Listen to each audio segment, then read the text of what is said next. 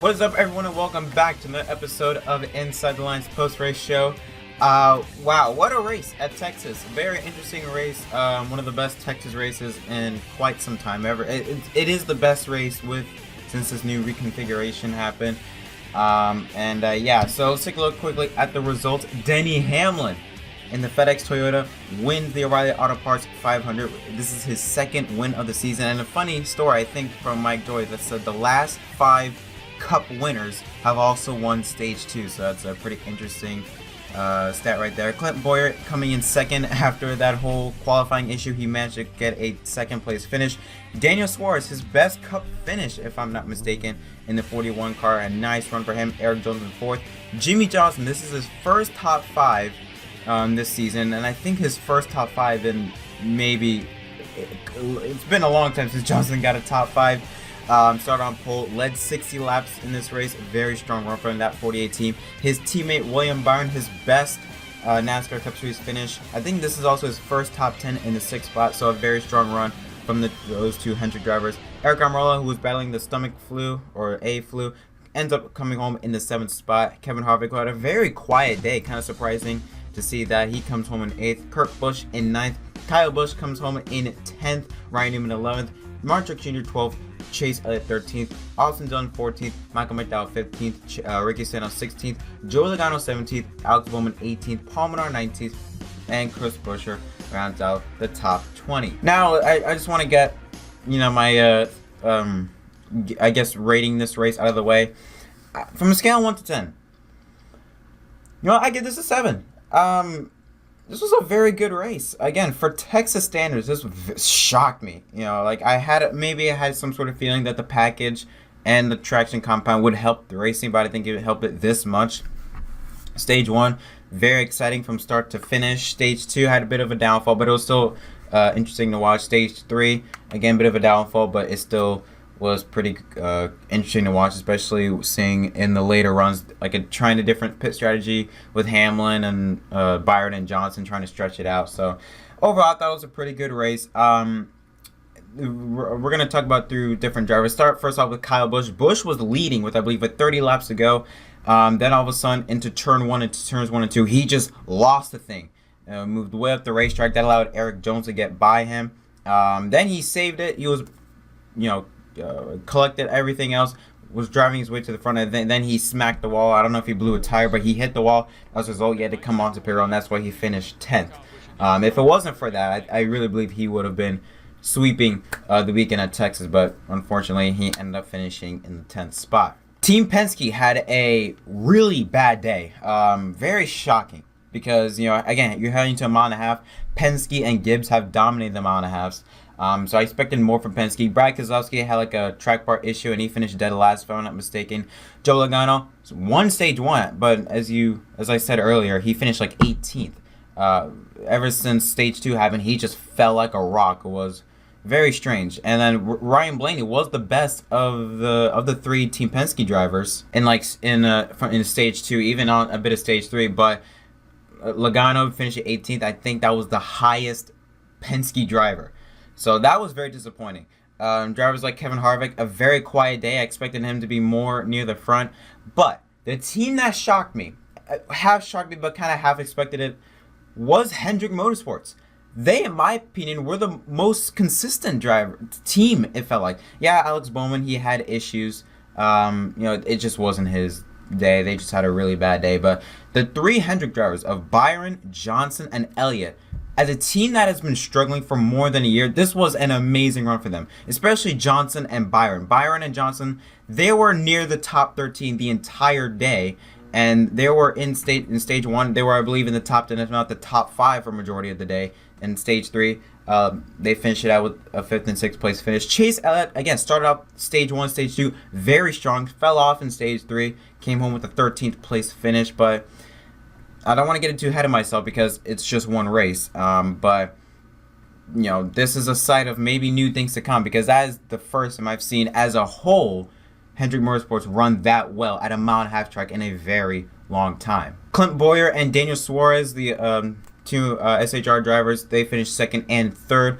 also had really good days, but they were very quiet, especially Clint Boyer. Boyer was around the top 10 area for majority of the day. All of a sudden, something happened on that final cycle of pit stops. He just drove by Johnson, drove by Byron, and drove by Suarez, and was near racing for the lead with Denny Hamlin before pit cycles came in. Then he had like a 2 or 3 second gap and just was never able to close in. Daniel Suarez, this is his best Cup finish, if I'm not mistaken, in 3rd place. We were waiting, him being an SHR equipment, we expected him to run up front, and he finally has.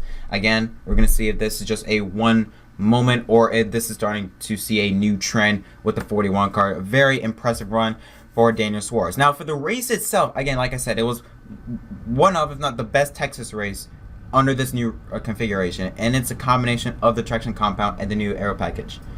The issue with this aero package, again, is the fact that we didn't, like, whenever drivers in 2nd place was able to run up to the leader, they stall out. We saw in stage 1 with Jimmy Johnson, and Joey Logano, Clint Boyer, Denny Hamlin, same thing. I believe even Eric Jones and Kyle Busch, if I'm not mistaken. Also, like, there were a lot of moments with leaders, 1st and 2nd place drivers, whenever they suck up to the driver that's in front of them, they stall.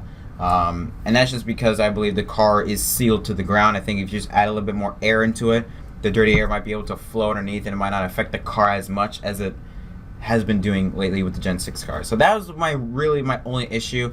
Chip Ganassi had a very quiet day. Kurt Busch coming home in the 9th position. I had to look on my phone there. He came home in the 9th position. Kyle Larson, he hit the wall. He blew a tire and hit the wall. Finished out to the top 30, I believe, in 37th or 38th or so. Because I think there were only 2 or 3 natural cautions, but only 2 of them had drivers where they spun, but they received no damage. Like, for example, Eric Jones, he spun in stage 1 and was able to rebound for a 4th place finish. So nice rebound for him. But Kyle Larson, this is just not his year. Also with Kevin Harvick. Harvick and Larson have had really underwhelming years. 2018 with Kevin Harvick, breakout year, or at least one of his many latest breakout years. Now in 2019, he's been very quiet. He's been in the top 10, but he just hasn't been up front, at least show that he has speed. He's just been mostly riding on the back, 8th, 9th. So kind of weird to see that. I don't know. It's maybe just with his role, or his his momentum has just slowed down a bit, and we're now starting to see maybe like a new team in Kevin Harvick, just a team that's not as dominating as it was last year. Kyle Larson, Kurt Busch is now the best driver at Chip Ganassi right now. That is very shocking. And I think that just shows maybe that Kyle Larson he's just not as good as we thought he was, mainly because of Jimmy McMurray. Because McMurray and Larson we all assume that, Larson just needs to be better equipment. Now, Kurt Busch is at Chip Ganassi, and Kurt Busch, he is really performing well in the number 1 car. Larson's not performing that well. Now you're starting to maybe put more emphasis on the driver rather than the team. So, yeah, that's be interesting to see if Larson can probably break out of the slump, as well as Kevin Harvick. Gonna be very interesting to see if Hendrick Motorsports, if this was again a one-time thing, or if this is starting to see a new trend. If they have found something over that West Coast swing, if they have found something, we'll see. Next race will be the Bristol Motor Speedway, the Food City 500. Hopefully this time it doesn't get postponed to Monday. I beg of it, please, because I really don't want to watch it during school time. It will be on FS1, unfortunately. I believe it starts at 2 p.m. Eastern time. So, yeah, hopefully that will be a fun race, unlike Bristol was. That Martinsville. Bristol in the spring is usually pretty good. Not as good as the fall race, but the spring Bristol is usually pretty good to watch. Now, this is something new that I might be doing a bit, in later episodes with post-race shows, like show my stats during Fantasy Live. I'm part of the NASCAR Weekly Podcast League, and if you watched the pre-race show, my drivers were Jimmy Johnson, Kurt Busch, Bubba Wallace, Kyle Busch, Joey Logano, and Brad Keselowski. Those were my 6 drivers I would have been using. Obviously, with Keselowski having that track bar issue, whatever it was, I had to put him in the garage and put Bubba in. Bubba finished like 23rd, I think it was. Very, very rough day. I expect him to do a lot better. Very surprising, Jimmy Johnson was the best driver that I picked out of the lineup. Kurt Busch, top 10, not pretty strong there. Bubba 23rd, we'll talk about that. Kyle Busch, he would have been, I genuinely believe, if he did not have that issue, he would have been a race winner. And not only would I have gotten points for that, I also had him to win the race. So, yeah, missed out there. Logano just fell off at the end of stage 1. For my bonus picks, I had stage 1 going to Jimmy, 1 spot short. I had Keselowski winning stage 2, obviously that never happened, and I had Kyle Busch winning it, that never happened as well. And the Chevrolet, again, best finish was 5th, I believe, and that was from Jimmy Johnson. So overall, a meh day to say the least. But again, ending this off, good race. And yeah, I can't wait to go to the world's fastest half mile of Bristol Motor Speedway next week. So thank you so much for watching the Inside the Lines Post Race Show. Tell me, what do you guys think of the race in the comment section down below. Also, next time, I'm Jack Host from NASCAR on NPK. And I'll see you guys in the next video.